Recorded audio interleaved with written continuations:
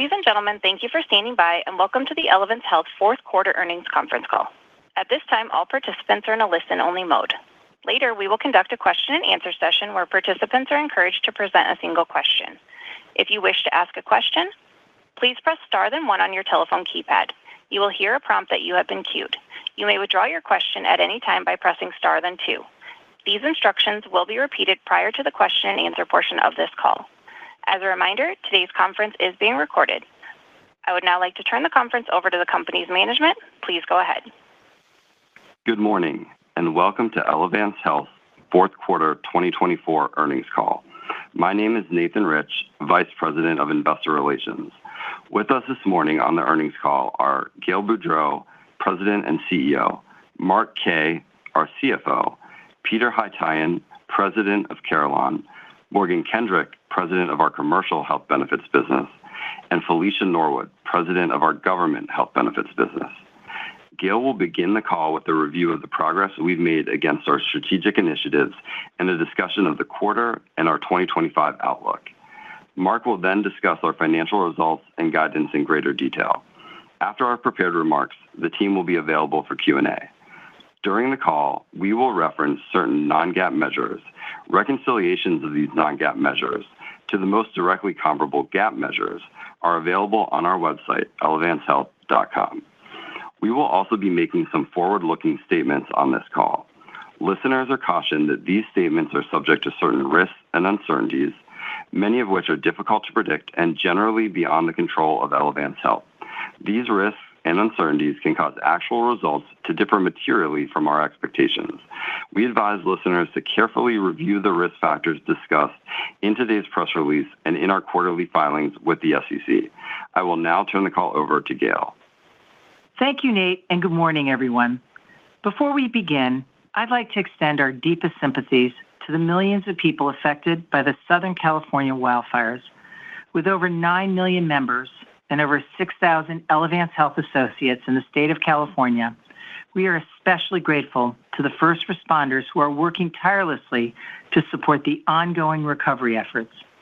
At Elevance Health, our teams quickly mobilized to facilitate access to essential health resources and provide much-needed aid to the communities impacted by this devastating event. This moment underscores our shared humanity, reminding us that above all, we are a community dedicated to supporting people's health and well-being. Our purpose as a company of improving the health of humanity remains resolute, and we will demonstrate steadfast leadership in healthcare marked by compassion, dedication, and a profound commitment to improving the lives of the people we serve. For our members, we play a critical role in ensuring simple, affordable, and accessible care. We recognize that the healthcare ecosystem is grappling with significant challenges, including rising costs, administrative complexity, and disparities in access to care. These issues are compounded by evolving consumer expectations and the need for a more integrated approach to physical, behavioral, and social health. In collaboration with our partners across the industry, we're addressing these challenges with great urgency, focusing on streamlining processes, reducing costs, and improving the overall experience for our members. We are reimagining how we connect with consumers to personalize experiences, tailor recommendations to meet their specific needs, and simplify the healthcare journey. Targeted digital interactions through our Sydney app close critical gaps in care and save members an estimated 1.5 million hours in 2024, time they would have otherwise spent trying to find the care they needed. Health insurers play a vital role in keeping healthcare affordable by ensuring our members have access to high-quality care at reasonable costs and designing benefit structures that encourage preventative care and early intervention. Through the value-based partnerships we have with care providers, we reduce inefficiencies, drive better health outcomes, and lower overall costs for members. In our Medicare Advantage portfolio for 2025, 90% of our plans have no monthly premium, and nearly all plans offer $0 copays for primary care visits and access to supplemental benefits. These innovative plan designs demonstrate how we align affordability with improved member health. Our data demonstrates that dually eligible members who utilize supplemental benefits are 40% more likely to access preventative services and nearly 15% less likely to have an inpatient admission. Solutions like our Total Health, Total You advocacy program enable personalized outreach through digital channels and address whole person care before complex health needs arise. Employers recognize the value this program brings, reflected in a Net Promoter Score of 82. For our care providers, we create a real impact on health by going beyond the contract, and we strive to be an active partner in the care of our members. Our value-based programs account for nearly 2/3 of care today, with over 35% taking downside risk compared to less than 20% just 3 years ago. Over the past year, we broadened our capabilities through the launch of Mosaic Health in partnership with CD&R. Mosaic Health serves nearly 1 million consumers across 19 states and provides the foundation for us to expand our advanced primary care and physician enablement solutions to serve a growing number of people in the years to come. We have invested significant resources in partnering with hospitals and physicians to provide real-time insights and tools that ease administrative burdens and allow care providers to devote more time to caring for patients. In cases where we have aligned data sharing with a health system, we have nearly eliminated claims denied due to incorrect or incomplete information, significantly easing the administrative burden for these systems. We are making good progress in expanding the solution to more partners. When health plans and care providers have access to the same information, we make the same decision. We are working in concert with our many vital partners across the healthcare ecosystem to promote solutions that enhance outcomes and empower healthier communities. With this unified voice, we can more effectively advocate for holistic solutions that address the physical, behavioral, and social drivers of health. We are on a promising path and will work tirelessly in the coming years to achieve our bold purpose to improve the health of humanity. Now turning to our results. Today, we reported fourth quarter GAAP diluted earnings per share of $1.81 and adjusted diluted earnings per share of $3.84, consistent with the expectations we shared back in October. These results reflect the immediate actions we took in response to unprecedented cost trends in our Medicaid business. Our Medicaid business serves as a cornerstone in advancing health outcomes for individuals managing chronic and complex conditions. Our complex care management programs provide the support of a dedicated care team and digital resources that have led to a reduction in inpatient admissions by 7%. We are uniquely equipped to drive better health outcomes through complementary capabilities of our integrated health benefits and Carelon platforms. Fourth quarter Medicaid cost trend remained elevated at levels aligned to the outlook we provided last quarter. We are grateful for the continuous and constructive collaboration of our state partners.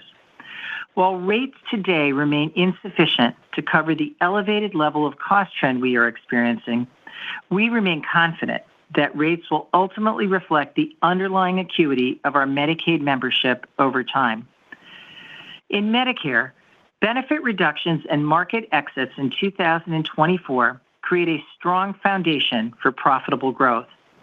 During annual open enrollment this year, seniors value the stability in our benefit offerings, evidenced by improved retention. We anticipate Medicare Advantage membership growth in the range of 7 to 9%, consistent with our prior expectations and inclusive of new wins in Group MA. We remain confident in our ability to balance growth and margin performance in 2025. We are pleased with the performance of our commercial businesses in 2024. Our integrated medical and pharmacy offering is resonating in the market. We welcomed 18 new national accounts who chose Elevance Health for 2025, including several who selected us as the sole source provider to manage their medical and pharmacy benefits, continuing a trend we have seen the last few years. We also saw record retention in our national accounts business for 2025, a testament to the differentiated value we provide the market's largest and most sophisticated clients who value simplicity and affordability. Our individual exchange business experienced strong growth of more than 30% in 2024. We delivered innovative, affordable products that resonated with consumers, and as we enter 2025, we anticipate another year of strong growth in this market. Turning to Carelon, in 2024, we made progress against our strategy to further scale our enterprise flywheel for growth. In the fourth quarter, we closed on the acquisition of CareBridge, which will bolster our home and community-based services for chronic and complex members and serve as a foundation for Carelon's home health business. CareBridge's innovative approach aligns well with our enterprise focus on whole health, utilizing technology and comprehensive clinical support to improve care quality and efficiency while enhancing patient outcomes and independence. The expanding breadth and diversity of our pharmacy, advanced primary care, and home and community-based solutions will serve members and drive greater alignment with our health plans. Carelon Services experienced impressive internal and external growth in 2024, and we are positioned for revenue growth above our long-term target range for this segment in the year ahead. Shifting to our expectations for 2025, we are providing guidance for adjusted diluted earnings per share to be in the range of $34.15 to $34.85. We will navigate 2025 with the same focus and discipline that has been central to the long-term success of Elevance Health. We will continue to manage cost trend for our clients, deepen the impact of our Carelon assets, and execute on the growth opportunities ahead of us. The actions we are taking now will enhance the long-term earnings power of our enterprise and underscore our confidence in returning to at least 12% adjusted EPS growth annually on average over time. Finally, I would like to express my deepest gratitude to our extraordinary team of over 100,000 associates and their unwavering efforts during this dynamic period for the industry. Our associates went above and beyond last year, logging over 280,000 hours of volunteer time in our communities, setting a record for Elevance Health. This remarkable dedication underscores our collective commitment to improving the health of humanity by making a tangible, positive impact on the people we are privileged to serve and the communities we call home. As we advance our mission, we remain focused on being our members' lifetime trusted health partner and ensuring our work elevates health beyond healthcare. I'll now hand over the call to our CFO, Mark Kaye, who will provide more details on our financial results and guidance. Mark? Thank you, Gail, and good morning, everyone. As Gail noted, we reported fourth quarter adjusted diluted earnings per share of $3.84 and full year adjusted diluted earnings per share of $33.04, with fourth quarter results consistent with our October expectations. Our disciplined operational execution helped us navigate an elevated cost environment, primarily within our Medicaid business. We concluded the year with 45.7 million members, a decrease of 1.1 million year over year, but roughly flat sequentially. This annual decline was driven by membership reductions stemming from Medicaid redeterminations and changes in our geographic footprints, partially offset by continued growth in our employer group fee-based offerings and our ACA health plan products. These areas of growth demonstrate our ability to deliver compelling value in competitive market segments. Turning to revenue, we generated $175.2 billion in total operating revenue for 2024, up approximately 3% from the prior year. This top-line growth reflects premium rate adjustments in recognition of higher cost trends, as well as expanding customer relationships within our Carelon businesses, partially offset by lower Medicaid membership. We also benefited from acquisitions that further our goals in pharmacy services and home health, enhancing our enterprise flywheel. A priority for the coming year will be integrating these assets to unlock greater value for the members we're privileged to serve, particularly as we drive ambitious growth in Carelon. Our consolidated benefit expense ratio for the fourth quarter was 92.4%, bringing our full-year ratio to 88.5%, in line with our guidance.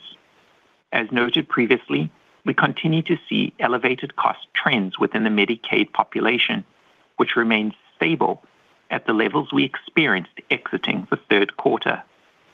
We are encouraged by the rate adjustments from our state partners, which are helping to better align premiums with current care costs. As these adjustments become more fully reflected, we expect Medicaid margins to improve over the course of 2025. Elevance Health's adjusted operating expense ratio stood at 9.9% for the fourth quarter and 10.6% for the full year, an improvement of 170 basis points and 70 basis points, respectively, versus the prior year. This reflects our continued focus on disciplined expense management and operating efficiencies. For the year, operating cash flow was $5.8 billion, or approximately 1 times GAAP net income. Our year-end days in claims payable was 42.9 days, essentially flat compared to the third quarter, and aligns with our long-term target range in the low 40s.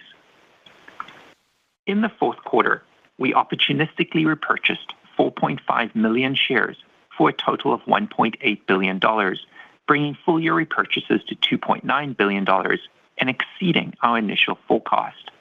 We remain committed to returning capital to shareholders while also investing in our strategic initiatives. Looking ahead to 2025, we are introducing a range for our adjusted diluted earnings per share of $34.15 to $34.85 to provide greater specificity around our view of expected performance for the year. We project total medical membership of 45.8 to 46.6 million by year-end 2025, driven by expected growth in our commercial fee-based membership, ACA exchange plans, and Medicare Advantage. Following an annual enrollment period in line with our expectations, we anticipate ending 2025 with Medicare Advantage membership of 2.2 to 2.25 million, reflecting planned growth in Group MA and high single-digit expansion in individual MA. In terms of top-line performance, we anticipate operating revenue to grow in the high single to low double-digit % range, bolstered by acquisitions like CareBridge. We expect our consolidated medical loss ratio to be around 89.1%, plus or minus 50 basis points, roughly a 60 basis point increase at the midpoint. This incorporates the persistence of elevated cost trends, particularly within Medicaid, as well as impacts from recent acquisitions and Medicare Part D benefit redesign changes. Our adjusted operating expense ratio is expected to be 10.4%, plus or minus 50 basis points, implying a slight year-over-year improvement as we pursue targeted actions to enhance our cost structure. For 2025, we anticipate a more normalized operating cash flow of roughly $8 billion, or 1.1 times GAAP net income. We plan to allocate approximately $2.3 billion towards share repurchases, with a bias towards the first half of the year. Regarding earnings seasonality, we expect to earn just over 60% of our adjusted EPS in the first half of 2025, with slightly more than half of that first half figure coming in the first quarter. I'm also pleased to announce that our board of directors has approved a 5% increase in our quarterly dividend to $1.71 per share, our 14th consecutive annual increase. This speaks to our commitment to delivering strong shareholder returns and reflects the balance and resilience of our business model. We remain confident in our ability to execute on our strategic priorities in 2025 while meeting our financial objectives.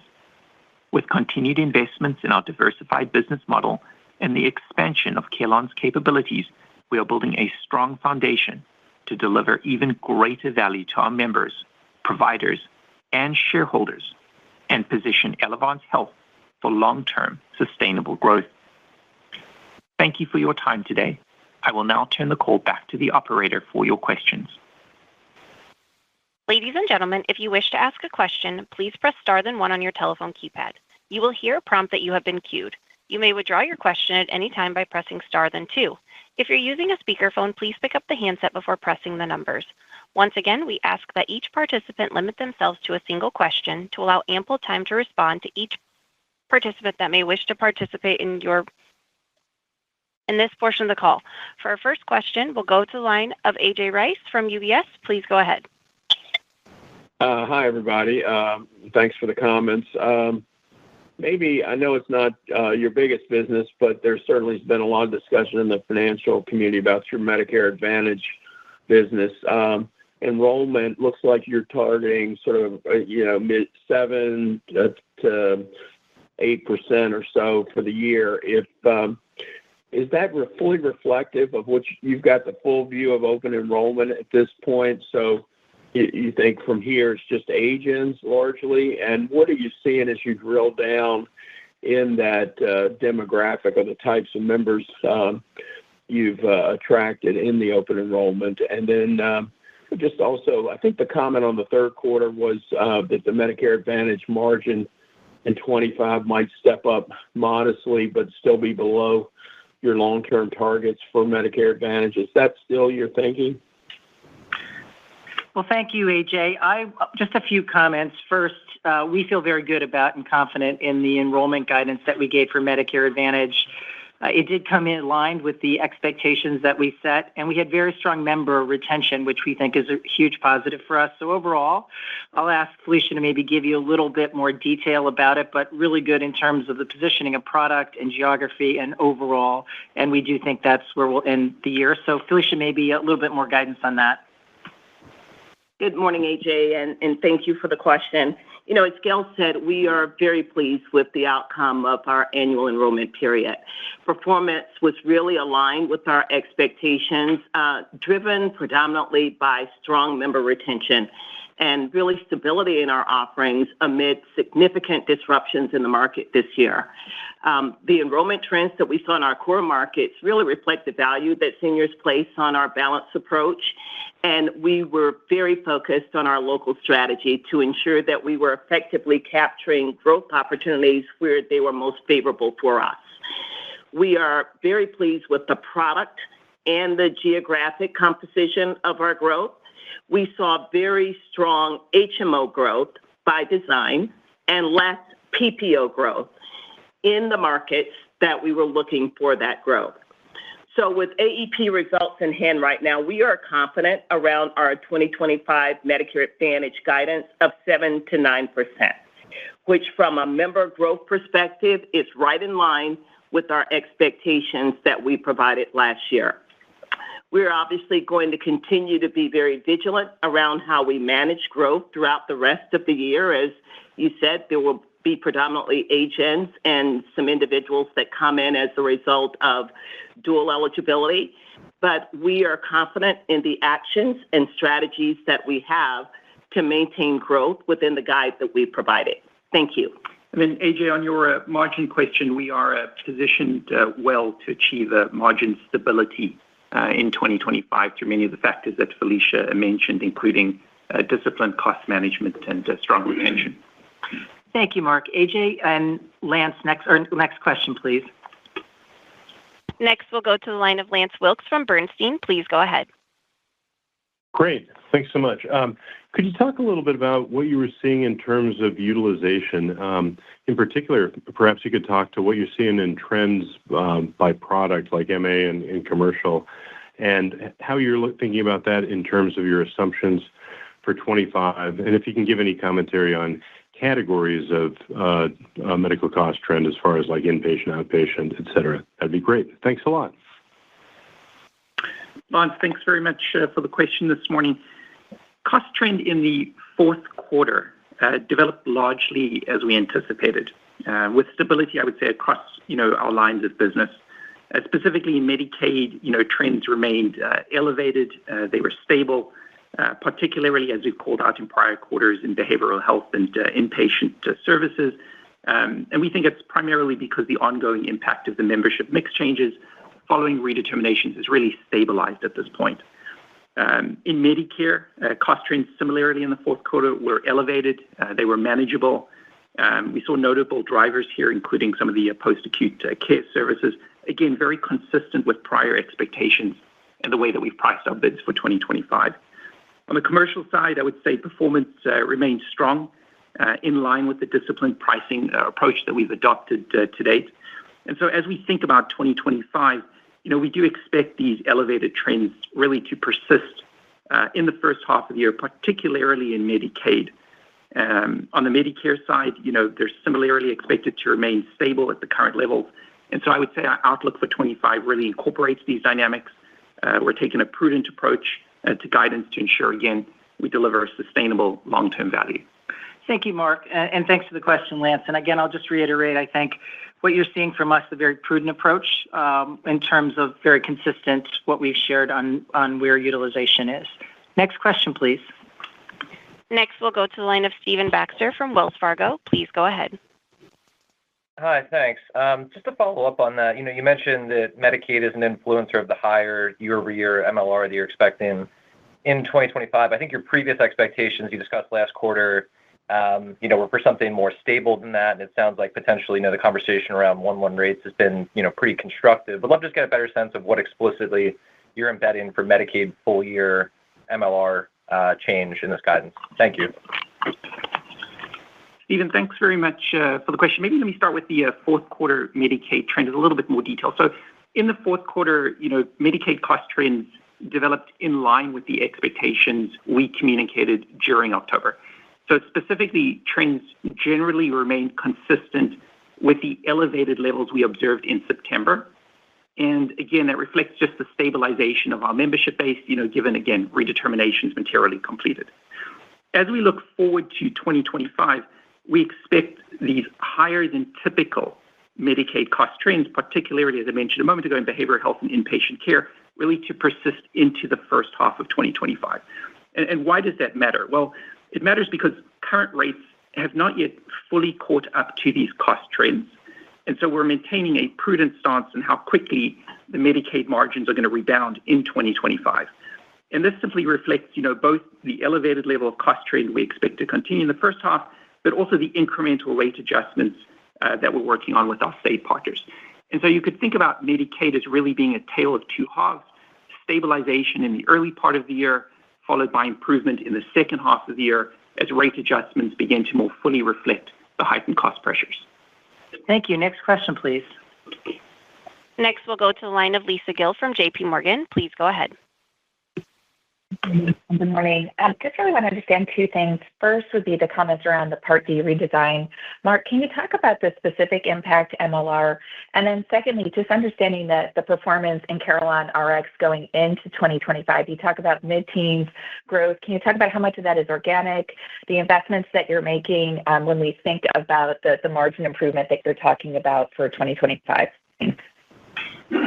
Thank you, Lisa. I'm going to have Mark address your first part of your question, then I'll ask Pete to talk about the growth, which we are really pleased with and excited about what the strategies and execution Carelon has. So Mark, please. Lisa, thanks very much for the question this morning. So for 25, we're guiding to an MLR of 89.1%. And that's approximately 60 bips higher than the prior year at the midpoint. That are driving the increase here. First is the impact of our strategic growth mix in Medicare, including the Part D changes. A second one is recent acquisitions. And the third is really a prudent view towards medical cost trends. So specifically, the business mix changes are really driven by CareBridge running in the 20-ish basis point range. And that's expected to run at a higher MLR than our organic businesses, as well as stronger relative growth in our Medicare businesses, inclusive of, to your point, the changes in the Part D benefit structure, which has increased the direct subsidy. In addition, I'd say the MLR guidance does reflect elevated but stable cost trends that you heard us talk about a couple minutes ago, because we're operating in a more dynamic cost environment than historical norms.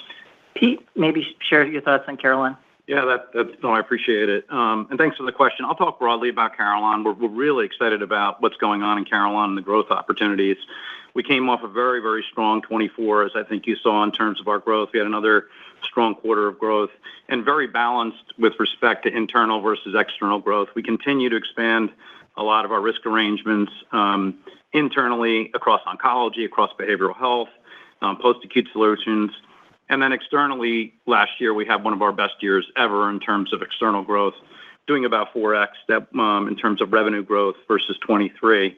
And by the way, one of the other key points that we've talked about historically, we're seeing really nice penetration as it relates to the Blues.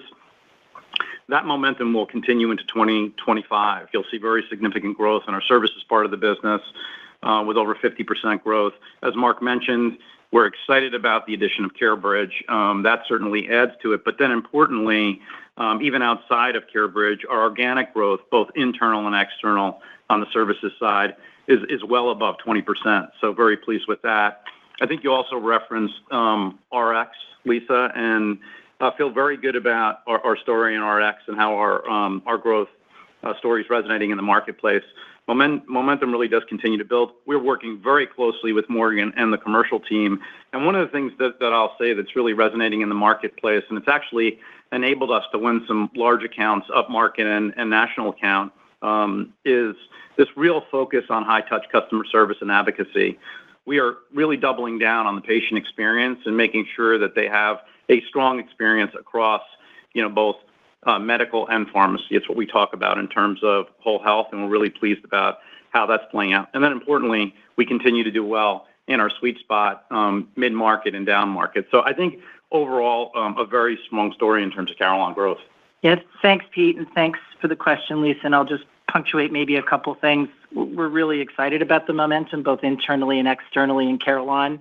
And as you heard from Pete, a couple of things. One, deepening our capabilities inside of Carelon so we can advance our strategy around more whole health risk. And you can see that in the numbers that we're sharing, and plus what happened in 24. And then external validation with additional clients, both two areas that we've talked about strategically. So thanks very much for your question. Next question, please. Next, we'll go to the line of Andrew Mok from Barclays. Please go ahead. Hi, good morning. I think there's still some confusion around your Medicare Advantage membership growth for 2025. So I was hoping you could clear some of this up and tell us what your actual AEP growth is and how much of that accounts for the full year outlook. Thanks. We have Felicia share her thoughts on that. So Andrew, thank you very much for that question. Our AEP growth is certainly very strong, and that reflects a lot of group membership growth that came in a particular group account that frankly we're pleased with. That was a commercial account that we had a long-standing relationship with, so very familiar with a lot of the demographics and dynamics associated with that group. And then in terms of our Medicare, individual Medicare Advantage growth, it's right in line with the expectations that we provided. So in total, we are right in the range that we left you with, which is the 7 to 9% growth, which we expect overall this year. And we'll continue to have in place actions to manage appropriately growth throughout the rest of the year around our Medicare Advantage business. Yeah, thank you, Felicia. And Andrew, just to be clear, because I don't want any confusion, that's 7 to 9%. We essentially don't expect significant growth. We expect minimal growth for the rest of the year, which with strong retention. So just to give you some sense of our confidence in that, that's how we're projecting it. And that aligns similarly to what we've seen, for example, in 24, just given the market positioning. Next question, please. Next, we'll go to the line of Ryan Langston from TD Securities. Please go ahead. Hi, thanks. I know you stepped back from the Blue Cross of Louisiana acquisition a little while ago, but I believe there's still a potential to revisit that deal. I guess, is that true? And then just maybe more broadly on the environment, you closed Kroger Specialty, you closed Paragon, you closed CareBridge. Maybe just remind us on your priorities going forward into 25 and beyond on potential acquisition targets. Thank you. Yeah, thanks for the question. We really don't comment on, acquisitions or our posture on that. I mean, we have a good partnership actually with Blue Cross Blue Shield of Louisiana. We work with them closely in Medicaid and some of the duals in Medicare and a number of products in Carelon.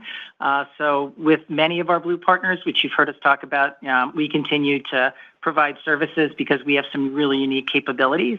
Let me ask Pete to comment on your CareBridge question.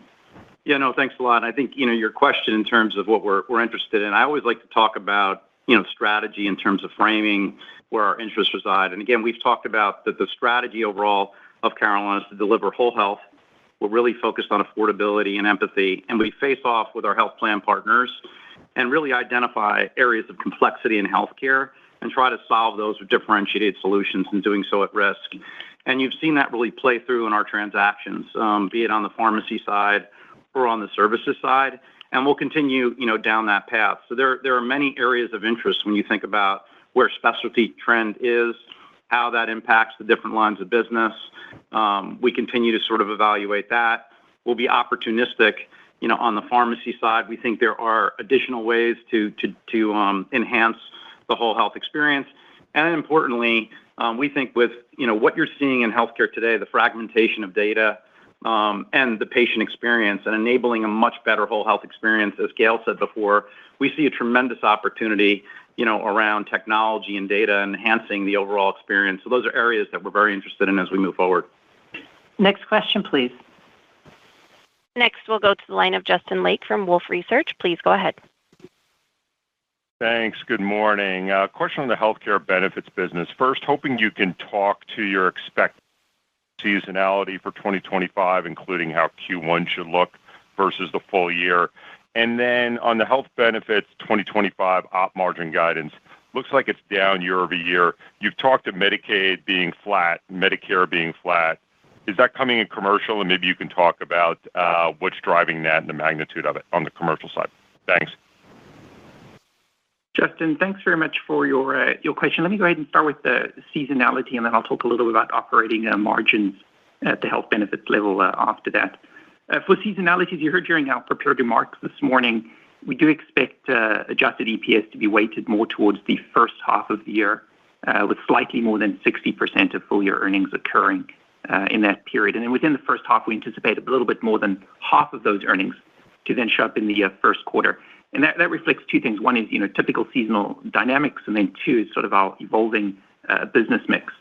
As I think about seasonal dynamics, you can think about the commercial business here typically contributing a larger share of earnings in the first half of the year. And then with continued strong retention and disciplined pricing, we expect that's going to continue to be the same pattern in 2025. On Medicaid, margins are more back-end loaded, especially as rate updates from state partners take effect. That's our first half, second half story. And then, of course, we've also reflected the Inflation Reduction Act, Medicare Part D changes, and the benefit of a leap year in the first quarter. So a lot going on with seasonality, but let me point you to those early comments I made. On the operating margin expectations, we do expect a 25 to 50 basis points decline year over year. And there are a couple of discrete impacts outside of core operating performance, but in line with our expectations that I thought I would call out for you. The first is we're going to be cycling the non-recurring expense benefits that we had in 2024. Second, we're going to get a little bit of membership mix impacts through the slightly stronger relative growth in our Medicare lines of business compared to commercial, inclusive of the Medicare Part D design change. And then I would make the point, sort of excluding those discrete impacts, the margins across the health benefits businesses would have been stable. Thank you. Next question, please. Next, we'll go to the line of Josh Raskin from Nephron Research. Please go ahead. Hi, thanks. Good morning. Just within the 2025 guidance, can you speak to your expectation for commercial trend and what you priced for? And I just want to make sure I understand. Are you still expecting margin improvement in commercial? I thought that was a previous expectation. And then just on the MA side, I know the CMS data got rescinded, but it looked like your growth was already above, slightly above the midpoint of full year guidance. I heard not a lot of growth the rest of the year. Could you just help us with the actions you've taken on the distribution side and maybe why you've taken some of those actions and if that's what's slowing the growth? Josh, thanks very much for your question. On 25 commercial trend, looking ahead, we really do anticipate commercial cost trends to stay above those historical averages. But most importantly, this is something that we've expected and we've accounted for in our pricing strategy. Morgan and team have taken a very disciplined approach between competitiveness and underwriting discipline to ensure that those are priced for. It's a hard market. It's a very rational market. We feel very good about our balance of pricing and our forward-looking view of trends here. So on the commercial side, certainly retention is strong, pricing is strong, margins remain robust. Yeah, thanks, Josh. I'll take the second part of your question, which is kind of our view. Part of this is as you think about AEP, we expect the data to settle out over the next few months. So I think you'll have a better view of what AEP actually looked like. And then secondarily, just looking at our trajectory and our placement of our products in each of the businesses. And as you note, just duals and sort of that pace. That's why we feel very confident of the rest of the year growth. We still expect strong retention, but we don't expect any significant growth of new sales, for example, but other than a normal cadence. And we saw that cadence in 2024 as well. Next question, please. Next, we'll go to the line of Dave Windley from Jefferies. Please go ahead. Thanks for taking my question. Good morning. Question on pricing, kind of a two-parter. The guidance in commercial for ASO revenue or fee revenue flat. Your membership, I think you're expecting up. Is there no pricing there? And in Medicaid, I hear you saying kind of stable MLR, stable margin as we move into the early part of 2025. I think 50% of the book reprices on Jan 1, and so I'm just curious about the benefit or lack thereof from that price to actually move you into an improving pattern in your Medicaid margin. So pricing on Medicaid and ASO. Thanks. Okay, we'll try to address. There's a lot embedded in that question. Maybe Mark first, then I'll ask some of the other colleagues here to join in on the rest of the answers. Mark? Dave, thanks very much for the question. The first one's relatively simple on the service fee revenues guide of approximately flat year over year. This is primarily because, one of the main business drivers here is we're targeting a shift from a fee-based to risk-based contracts, meaning within Carelon Services, we're expecting a portion of our new wins and contract expansions really to convert from those fee-based arrangements to risk-based arrangements. And so we'll record that premium rather than necessarily through the service fee line. Next will be Felicia to answer the other parts of your question. Yes, Dave, thank you for the question. Certainly, let me start by saying that we continue to be very focused on working tirelessly with our state partners to make sure that we are getting actuarially sound rates. When we take a look at our rating cycle, we have about 41% of our members tied to January, but then we have the rest of the rating year for the rest of our membership. At this point, we have visibility into about 70% of our premium on the Medicaid side. And as you heard Mark mention earlier, January came in line just with what we expected, insufficient, but very constructive conversations and good work with our state partners. And then the July rates will be critical as well as we continue to close and narrow that gap and expect to see strong improvement in the back half of the year in Medicaid. Next question, please. Next, we'll go to the line of Joanne Gajuk from Bank of America. Please go ahead. Hi, good morning. Thanks so much for taking the question. So I was just looking at your slides and the slide that when you talk about the long-term CAGR targets, I noticed that you no longer seem to be targeting to get to your margin 6.5%, 7% by 2027. So is that the way to read it? And also, I guess if that's the case, when should we expect that to be achieved and what would need to happen really for the margins to get to that target? Thank you. Joanna, great question and very sharp eyes. Let me maybe start by emphasizing, we remain committed to the long-term financial targets that we introduced at our 2023 Investor Day. We've not changed our target ranges or our expectations for either revenue growth or operating margin. and our goal is to deliver at least 12% average annual adjusted EPS growth. In other words, nothing's changed about our conviction in the significant embedded earnings power of our businesses. What has evolved is that the faster than projected and I'd say very positive growth that we've delivered across our Carelon businesses versus what we shared when we set those targets in 2023 has changed. And specifically, Carelon growth is exceeding those original expectations. And we're very pleased that the deliberate actions we've taken to enhance and deepen our risk-taking capabilities has led to an acceleration of this business. So putting it in numbers, with today's 2025 revenue guidance, we anticipate Carelon Services to grow at over a 30% CAGR since 2022. And that's significantly above our original target range of high teens to low 20s. And that's very positive for the earnings growth of Carelon, but it also shifts the near-term margin dynamics for those newer capabilities, right? Just given the normal time it's going to take for new deals to reach, for example, mature margin levels. So in other words, our earnings power remains strong, but the business mix and timing have changed. So I'd probably end here with, look, we remain confident in the embedded earnings power of the businesses. We'll provide a couple more details at our Investor Day later this year, but this is really representative of the change.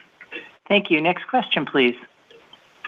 Next, we'll go to the line of Erin Wright from Morgan Stanley. Please go ahead. Great, thanks. So follow up on Medicare Advantage. I wanted to hear your thoughts on the advance rate notice and where it can go from here in terms of incorporating a catch-up period in the final rate notice, and just bigger picture in light of that and the broader political environment. It seems to be more supportive of MA, but how are you thinking about regulatory implications, I guess, across the rest of your business and namely in Medicaid, where I guess there's a lot of questions and maybe there's no answer, but wanted to hear your initial thoughts. Thanks. Yeah, again, a very fulsome question, Erin. We'll try to address that. Maybe, directionally, we think, it's positive. Obviously, it's preliminary, not final. I'll have Felicia share some more details on that, and we'll talk about sort of kind of how we're heading. So, Felicia? Sure, Erin, thank you very much for that question. We all have to keep in mind that, beneficiaries choose Medicare Advantage for the value that it provides and it delivers. And over 34 million people in this country, older adults and persons with disabilities, have proactively chosen MA. Rate stability really helps us to continue to be able to provide the benefits that deliver high-quality care that seniors value and depend on. Regarding the advance notice, after 2 consecutive years of cuts to the MA program, we are very pleased to see the direction of the advance MA rate notice that came out earlier this month. Now, while the base rate reflects progress, I think, towards more adequate funding in the program, we still believe that it's insufficient in light of the cost trends that we've seen over the past year. So we look forward to working very collaboratively with the new administration in terms of our proposed recommendations on changes in the advance notice, particularly with respect to some of the reforms in the Part D risk model and other policies which we believe will improve the program long term. So we look forward to working with the administration over the next few weeks and months to make sure that the final notice advances a program that seniors in this country have certainly come to rely on. So, and Erin, just briefly on your comments around sort of Medicaid and the environment there, just a couple things. I mean, I think as you think about the deep expertise and the years that we've worked in this space, we have a long history across multiple administrations of providing critical benefits to our members and deep expertise, particularly in working with the states. What I'd say we're really looking forward to is a public-private partnership where we can work with our states and the government to bring innovative programs that we think can really benefit these members and I think provide even better value. So we're, again, it's early. There are no firm proposals. There's a lot of different discussion, but I think we're approaching this in the public-private partnership and also a long history of working across this for many, many years. Thank you. Next question, please. Next, we'll go to the line of Sarah James from Cantor Fitzgerald. Please go ahead. Hi, this is Gabby on the line for Sarah. Could you just speak a little bit more to the commercial cost trends you saw in the fourth quarter and overall for 2024, maybe more by product, inpatient, outpatient, and then just reiterate what's assumed in guidance for how commercial cost trends evolve in 25? Gabby, welcome, and I am going to apologize in advance. This might be a little bit of a short answer. So I'd simply note that commercial performance remained strong in the fourth quarter. Trends were elevated, throughout the year. They were stable, and most importantly, they were priced for. We see, continued driver of the elevated cost trend come from a couple of key categories. For example, some of the inpatient medical, a little bit of outpatient ER, but for the most part, developed exactly in line with what we expect. And I'd say the same for 2025. Our pricing initiatives are ongoing. We'll look to continue to expand margin via mix and penetration of some of the specialty products, but we feel very good about how we're positioned. Thank you, Mark. And just reiterating, we feel very good that we've priced. It's a hardened market in commercial and have seen really strong results across our commercial business. So thank you for that question. Next question, please. Next, we'll go to the line of George Hill from Deutsche Bank. Please go ahead. Yeah, good morning, guys, and thanks for taking the questions. Kind of a two-part here on the exchange business. I guess number one is, do you guys have an expectation for what happens to the enhanced subsidies as part of the upcoming political cycle? And then part two, Mark, is kind of a nuanced one, is what % of your exchange members have actually paid the January premiums relative to what you guys have experienced last year, given that the government turned the income verification back on, kind of expecting a change in what people actually show up and pay the premiums there? Any color would be helpful. Let me have Morgan address your first question and then Mark your second. So Morgan? So George, thanks for the question there. First of all, we're really pleased with the commercial ACA performance. That business has turned out to be quite a good one. And as you've noticed over the past several years, we've taken a very prudent, methodical approach to getting into various markets and actually growing that slowly. It's one where, we've seen the trends as they are. They've been priced for. This year, we're particularly pleased with the fact that we've expanded into non-blue geographies in 3 additional markets. So we really look at this as an overall white space. Certainly, there's the opportunity to, have a reduction in the actual subsidies or elimination, which would certainly shrink the market in some sorts, if indeed that occurs. That said, we absolutely believe that this is a really, really solid market for us. We like the business. It's a complementary business for us in taking risk. And it certainly created a promising white space for long-term growth as we continue to kind of create that harmonious connection between care, CAID, and ACA. So it brings together both government and health benefits or commercial benefits. And I'll pass it to Mark for the balance of your question.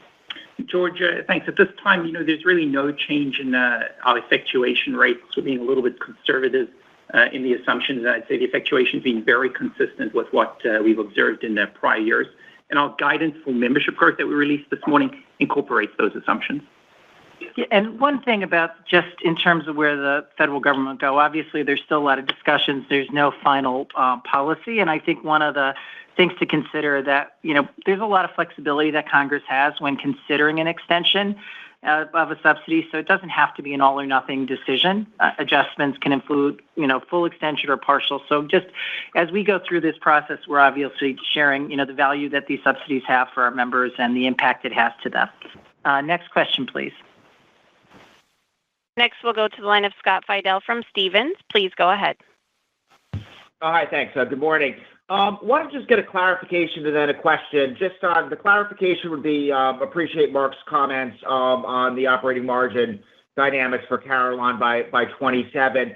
Was hoping maybe, Mark, if you could also just elaborate on health benefits and whether those margin targets are still intact for 27 or have evolved. And then also was just curious if you guys can give us the breakdown in the commercial risk enrollment growth guidance between commercial group and the exchanges. Thanks. Thank you very much for the question this morning, Scott. Just on the health benefit margin. So again, maybe just to reiterate some of the important points from my prior commentary. So our long-term vision and margin objectives for health benefits business haven't changed. And, we do remain confident in the earnings power that's embedded in these health businesses and the growth they continue to drive for Carelon. In the interim, the change we made this quarter, based in part on investor feedback, was really to reflect the faster than projected, and I spoke about this a minute ago, the positive growth that we've delivered across the Carelon businesses. So concurrent with that, we also want to stay prudent about the pace at which our evolving health benefits business mix and investments come together to support those long-term target margins. We'll provide more details at this year's investor conference about where we stand with that, and you'll hear more about the growth opportunities at that time. Yeah, thanks, Mark. And again, I guess our key message is we believe that there's really strong embedded earnings power, and Carelon has really accelerated that as well. So that's really the message that we were trying to share today. Next question, please. Next, we'll go to the line of Michael Ha from Baird. Please go ahead. Thank you. Wanted to revisit AJ's question and ask it in a bit of a different way. So regarding your 25 MA growth guide, healthy growth, in line with expectations, averting the worst case high growth scenarios that investors had. With that said, for the investors who may still push back and say, okay, Elevance only achieved this healthy growth level through aggressive plan suppression tactics and that the company still mispriced the business. Curious to hear your response to that. I know you're still very confident, but given this context, I'm trying to get a better sense on your level of conviction and confidence on MA margins this year. Thank you. Yes. Thank you for the question. I guess sort of just to level set kind of our view. I mean, obviously we're very specific around wanting to target certain types of growth by marketplace, geography, and product, as well as continue our growth in our strong duals business. So I guess I would reframe the answer to your question as we had really good retention, and that in our individual Medicare Advantage book, I think has positioned us quite well for sustainable long-term growth. So we feel all of this actually plays into our long-term strategy. We're being prudent around where Medicare is going, as Mark shared in sort of our guide around trend, and want to make sure that we position that business the right way. The other growth that we saw, which is also, I think, a significant positive, is in our group growth, and that's from a large client that we have significant experience with and have worked with. And I think that is an inherent part of our strategy in Group MA is to convert those members over, and we did that this year, and we're really pleased with it. And we saw some stronger growth because of the strength of the brand that we have with that customer. And again, the strong service and delivery we've delivered to this customer for many, many years. So I guess my positioning is we feel quite good about where we said we were going to guide for growth, where we're ending on growth, and it is the right alignment of product and geography to match where our capabilities are. Next question, please. And for our last question, we'll go to the line of Whit Mayo from Leerink Partners. Please go ahead. Thanks.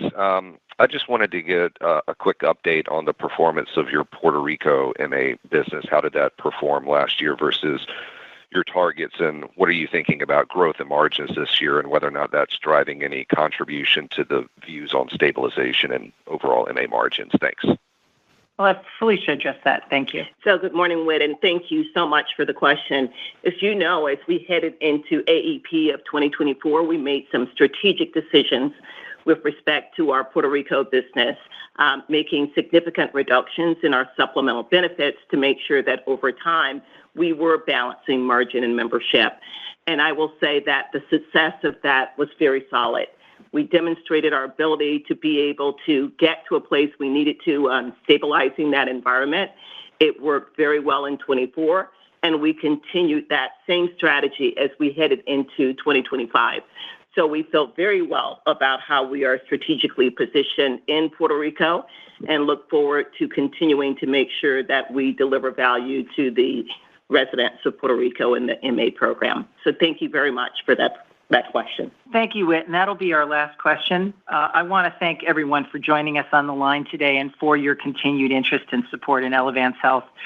We entered 25 resolute in our efforts to make the healthcare system simple, affordable, and accessible for our members.